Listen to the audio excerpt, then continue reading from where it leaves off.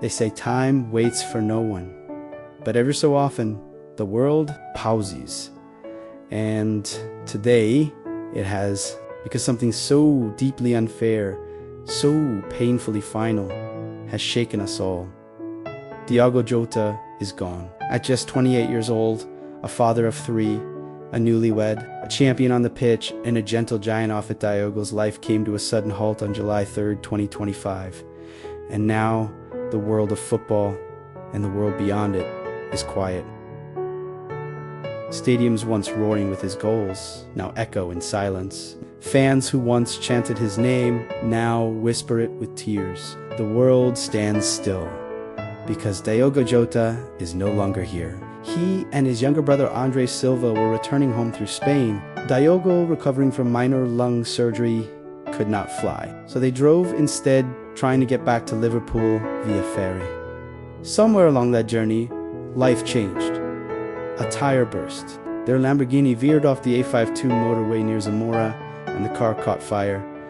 Just like that, 2 lives extinguished. 2 sons, 2 brothers, gone. No warning, no mercy. And in the wake of that horror, a world grieving. But who was Diogo Jota, really? Not just the Liverpool striker, not just the Portugal international. Diogo José Teixeira da Silva was born in Portugal. He rose from Gondomar's quiet streets to football's greatest stages, and he never lost the humility of his roots. He was always the kind of player who ran back to defend after scoring, the kind of man who stayed after training to sign autographs, the kind of soul who gave more than he took. His journey began at Pecos de Ferreira and led him to the Premier League via Atletico Madrid and Wolves. When he joined Liverpool in 2020, fans expected talent. What they got was heart. He played with fire, not the kind that burns others, but the kind that warms a team. A relentless presser, a clinical finisher, a tireless runner. But it was not just about what he did on the pitch. It was who he was. Diogo was a man of quiet strength. He did not seek the spotlight. He let his character shine in silence. His teammates adored him. Opponents respected him. Jurgen Klopp once said, "He is not just a great player. He is a great human." And he was. Off the pitch, he was a partner to his longtime love, Ruud Karl. They married just weeks before the accident, a celebration of love, life, and commitment. They had 3 children together, who now must grow up remembering a father through stories, not hugs. That is the kind of pain this world is not built to explain, but maybe it is a pain we can learn from. Because Diogo's story is not just one of brilliance or loss. It is a mirror held up to our lives. It reminds us of the fragility of everything we take for granted. Think about it. One day, you are at your wedding, smiling beside the woman you love. The next, you are a headline. A tribulation, a memory. We plan for everything, our careers, our vacations, our goals, but never for this. And maybe that is where the real lesson lies. That life is not about how long you live, but how deeply you do. Because Diogo did not just live, he burned. Quietly, steadily, kindly.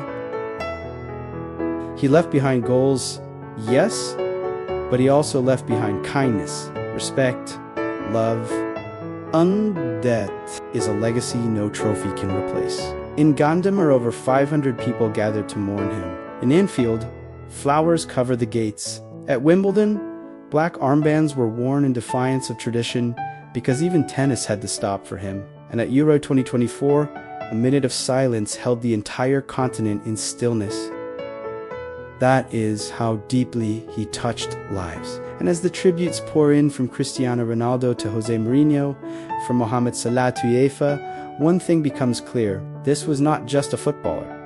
This was a man who lived with purpose, a man who played with passion, a man who loved fully and left fully loved. And now, you watching this, maybe you are hurting too. Maybe this loss stirred something inside you that you cannot name. Maybe it is grief, Maybe it is fear. Maybe it is a reminder that tomorrow is never promised. A reminder that we do not control the clock, only the quality of our presence. A reminder that you should not wait. Do not wait to say I love you. Do not wait to follow that dream. Do not wait to heal that relationship. Do not wait to become the person you keep postponing. Because if Diogo's story teaches us anything, it is this: time is not guaranteed, but impact is. Legacy is not built in years. It is built in how you treat people. And greatness is not about fame or followers or fortune. It is about how deeply you are missed when you are gone. Diogo is missed by his wife, his children, his teammates, his fans, his country, by those who knew him, and even those who never met him. That is greatness. So let this be a moment where you stop scrolling, stop rushing, stop escaping, sit with this truth.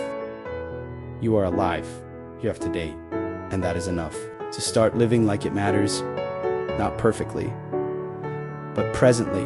Live for something greater than goals. Love harder than yesterday. Be kind radically, unreasonably kind. You do not have to be famous to leave a legacy. You just have to live with heart. Diogo Jota did. And though his time was short, it was full. So now we honor him, not just with words or silence, but with action. Live better because he no longer can. Love louder because someone needs to hear it.